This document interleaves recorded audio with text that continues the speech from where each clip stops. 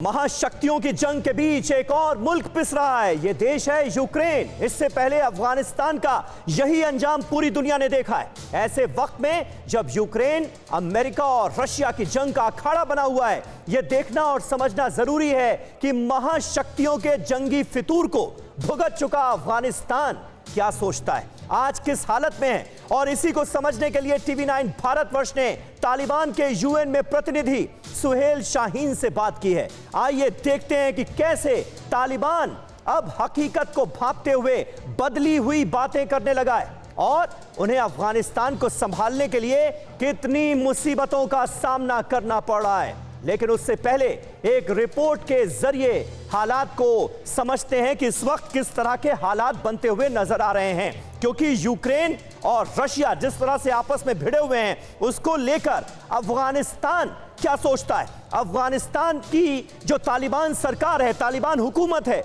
वो क्या point of view रखती है, ये जानना जरूरी है और ये अभी तक सामने नहीं आया। आज टीवी9 भारतवर्ष तालिबान की हुकूमत का रुख आपके सामने रखने जा रहा है। 2014 में रूस ने हमला कर यूक्रेन के इस हिस्से को अलग कर दिया। आइए ऐसे देशों की फहरिस्त पर एक नजर डालते हैं कि इन देशों में हुआ क्या, ये समझना जरूरी है, क्योंकि इस फहरिस्त में अफगानिस्तान भी शामिल है। 2014 में रूस ने हमला कर यूक्रेन के इस हिस्से को अलग कर दिया। जो देश अमेरिका और रशिया के बीच पिसते हुए नजर आ रहे हैं, उन पर एक नजर डालना जरूरी है। यूक्रेन पर अमेरिका रूस का तनाव बढ़ता गया और अब जंग के हालात नजर आ रहे हैं। अगर जिक्र किया जाए पुरानी बातों का तो कोरिया का नाम भी जहन में आता है। 1945 में दूसरे विश्व युद्ध के बाद रशिया अमेरिका तनाव के नतीजे में ही कोरिया का विभाजन हुआ।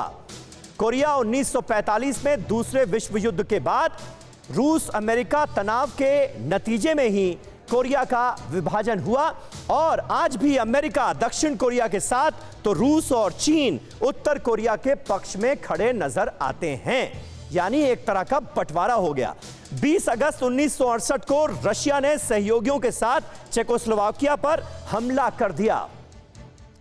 20 अगस्त 1968 को यह हमला होता है और चेकोस्लोवाकिया पर हमला बोला जाता है।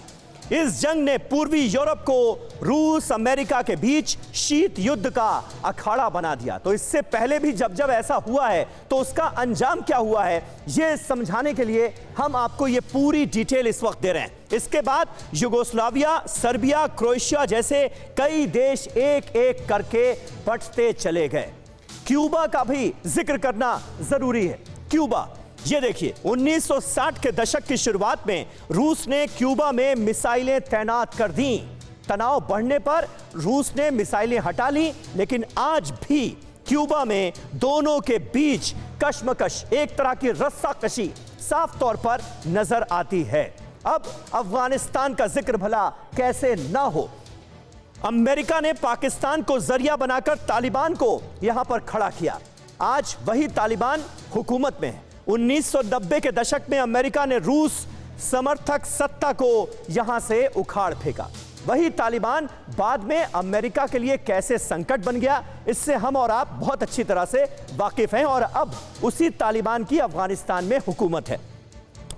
1960 के दशक में एशिया में वर्चस्व के लिए वियतनाम में अमेरिकी दखल भी इस दुनिया ने देखा। कई वर्षों तक यह देश यूएस रूस कोल्ड वॉर को झेलता रहा और इसके बीच पिसता रहा। लाखों लोग इसमें तबाह हुए। और हंगरी का जिक्र करना भी यहां पर जरूरी है। 1950 के दशक में सोवियत रूस और अमेरिकी सनक का हंगरी, यह मुल्क भी जबरदस्त तरीके से शिकार बना। सोवियत संघ ने 1956 में हंगरी में अपनी सेना तक भेज दी। जंग में 2 लाख से ज्यादा लोगों को घर बार छोड़कर भागना पड़ा। कितना जबरदस्त असर पड़ा मानवता पर।